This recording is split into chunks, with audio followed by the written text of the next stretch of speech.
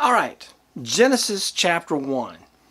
Genesis chapter 1. Well, this time we are, in this video, talk about the process of creation. And there's two problems that emerge in how we read that, and we got to figure out how to deal with it.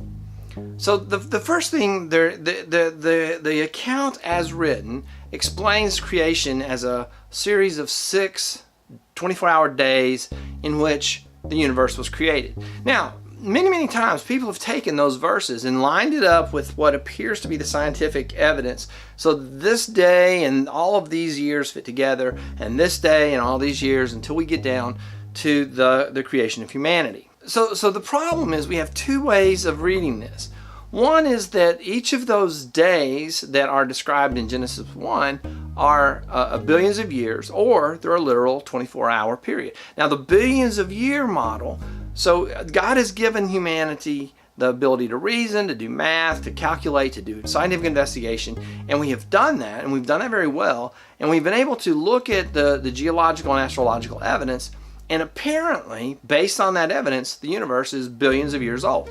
So, when the writer used the word day, yom, the Hebrew word yom, we have to figure out how to deal with that. Is he using yom figuratively to mean billions of years, or is the writer using yom to mean a 24-hour period? Now, a lot of people want to go literal. We're going Bible, literal, absolutely. 24-hour period must be 24 hours. The problem with that is it contradicts the physical evidence. It contradicts the scientific evidence of creation being, canyons and mountains and stars and galaxies that are all moving around. The reversing all of the courses of action and undoing the erosion, it just doesn't fit in the time that's available. So the answer to that is, God created it already to look old. And I'm okay with that. I used to build model railroads, and I would build things on my model railroad that looked old to start with. They were brand new. I would build it, I'd put it on the layout, and I built it just a minute ago, but I built it to look like it was, hundreds of years old.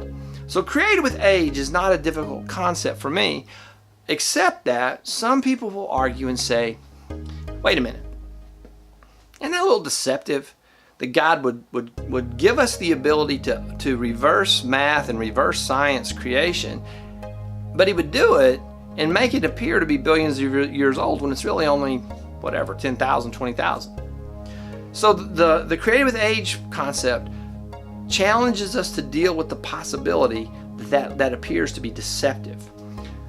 The other aspect of it is that the word yom is representative, not of 24 hours, but of long periods, eons, billions of years. Now, the problem with that is not really supported in the vocabulary, the Hebrew vocabulary.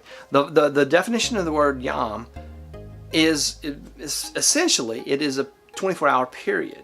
So to say that 24-hour period represents billions of years, it's a symbolic use of the word day. And in places where it is used figuratively, it's like the day of the Lord, or in those days, or when those days come, there is a sort of an implication, even in the figurative language, that it is when those 24-hour periods come, back in those days, back in those 24-hour periods. So even where yom is used figuratively, there's still sort of a 24-hour feel to its usage. So if you're insisting that it is billions of years per day, then the problem is that doesn't really fit Hebrew. And that would mean that the writer, who we are presuming was inspired by God, used a word essentially in a very questionable way, if not incorrectly altogether. It's at least a questionable usage of the word yom. And would that lead to confusion or clarity? If we're believing the inspiration of the scripture, then we would have to wrestle with that and come to some grips on that. So what's the answer? What's the answer to this problem? Well, here's what I'm going to suggest. I'm going back to what I said in the first video, is that the author of Genesis was not trying to create a scientific or historical document, but a theological document. And what we see in the text is there's two things. There's two things that we see.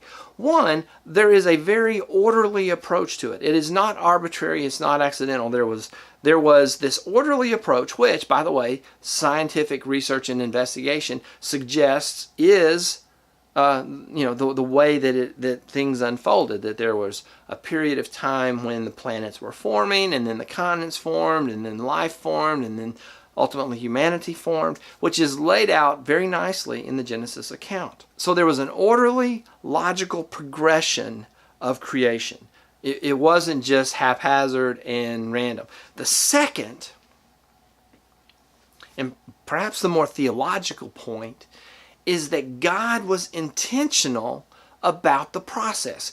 God, you see in the very first verse that the Spirit of God was hovering over the unformed everything. The Spirit of God was present in the first verse. And throughout we see each verse, and God said, and God said, and God said, and God said, and so it was. And ultimately, humanity is created. Ultimately, all of the efforts of God, all the efforts of the divine creator, all the efforts lead to the creation of humanity, the Adam, which is translated as humanity or humankind or people. It's also translated as the name in the Genesis 2 account. It's also translated as Adam. But Adam is the Hebrew word. And in the Genesis 1 account, humanity is created. And that is what the whole chapter 1 is driving to, is that this is the first step in having a relationship with God, is being created in the first place. Because if we weren't created, we pretty much couldn't have a relationship with God. So the Genesis 1 account, written to those people, those people of Israel, the people who are leaving Egypt on their way to the Promised Land, who are asking questions about why and what's for and why are we here. The Genesis account tells them two things. One, it was logical and it was sequential, and it was made sense. And two, it was intentional and purposeful. God set out to have a relationship with humanity, and this is the purposeful process that begins with nothing and ends with humanity being created and the potential for that relationship to exist. There is so much more, but I feel like we're hitting the end of the time span that these videos are supposed to hit. So I'm going to just say this.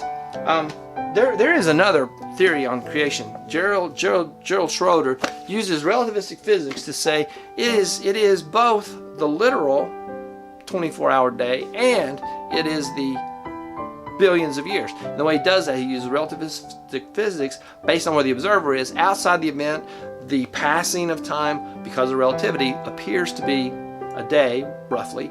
And inside the event, once the humanity is created, then the days become 24 hours. So it's an interesting read. I've had other physicists, people like PhDs in physics, check these books out. I'll put the links down below. Thank you for watching. Leave me a comment, a question, hit the like button, subscribe to the channel, sign up for notifications. Thank you for watching. I'll see you in the next episode.